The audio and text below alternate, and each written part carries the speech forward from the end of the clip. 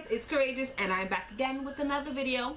This video is to dispel this myth that Dominicans can't be vegan. Whoever said that? I didn't. This video is how to make a vegan locrio. For those of you who do not know what a locrio is, it's when you cook the rice with the meat in it. This is the vegan version and it's super delicious, and if you want to see how I did it, let's go to the video.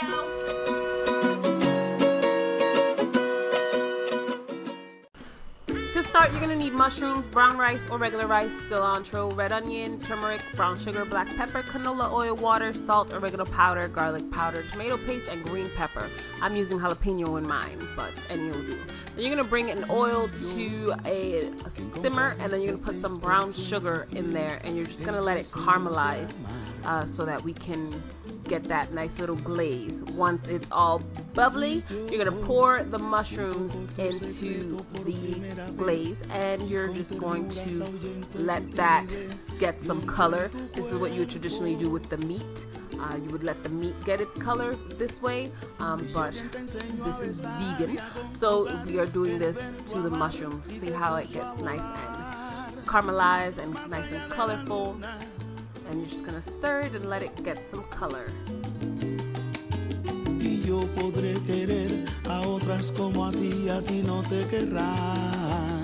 And then once that's gotten its color, you're gonna add in the onions, and you're gonna add in the rest of the ingredients, which are the peppers, and you're gonna let that get its color that way. You're gonna put in the salt, the garlic powder, or the regular garlic. Put lots of turmeric. This is the substitution for the adobo. Obviously, you can also use the adobo. Adobo doesn't really have any non-vegan ingredients, but I prefer to just go all natural and skip those preservatives and just go and add everything else. I'm gonna add the oregano, and I'm just gonna let that stir in there. And did I miss any ingredients? Pretty much you're adding the rest of the ingredients, and you're just gonna let that absorb the flavor, let that cook. And once it's brought to a enough heat and enough color, you're gonna add water. The water would be proportionate to the amount of rice you're going to add. So I'm adding 6 cups of water because I'm using the brown rice portion, which would be I believe would be about 8 cups of brown rice. So I'm going to mix that in. I'm salting. Obviously you add the salt to taste. You want to add more salt than necessary, because you want the salt to absorb into the rice later when we put it in. So I'm adding more ingredients. I'm adding more oregano, just because I want to make sure I have all of that flavor soaking into the ingredients, as well as later into the rice when I add the rice.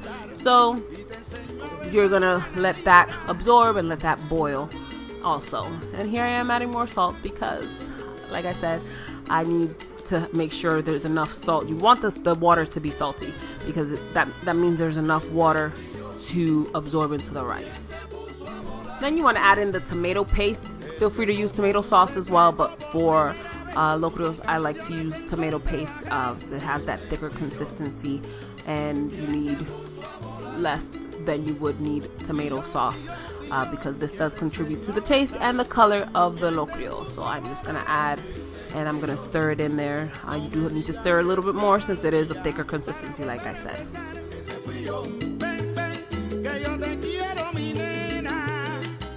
Once we have all of that in a boil, I'm gonna add the rice. I like to use the instant rice from Aldi because it does take less time to cook, but feel free to use the brown rice of your choice. So we add that and we just stir it in, make sure it's all nice and mixed and absorbing the ingredients that were already cooking up in there.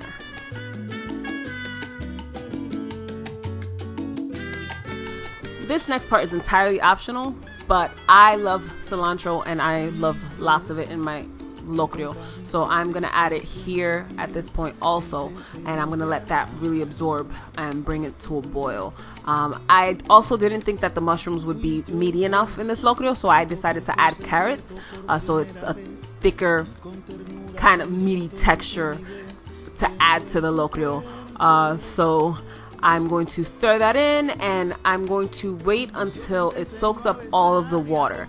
And then once it's completely, not completely, but just soaked up most of the water, I'm going to kind of bunch it together, mix it one more time, and then I'm going to do a Dominican thing or Latino thing and cover it with a plastic bag, so that it can really absorb all of that and really grow. And then I'm going to cover it with the lid, and then I'm going to cook it at low heat. And then once it's almost done, I'm going to check it. I'm going to stir it, make sure it's nice and cooked, but it's still a little moist. And then I'm going to add a little bit of oil at this point also, just so that it's nice and I don't know, this is what we do, so we just added some more. I'm assuming it's just so that it's not bunched together. And then I'm going to add more cilantro into the mix. So this is where you traditionally add it as well in the cooking. And then I'm gonna cover it again for a little bit longer, and now it's all done. As you can see, the rice is nice and cooked. It's still moist.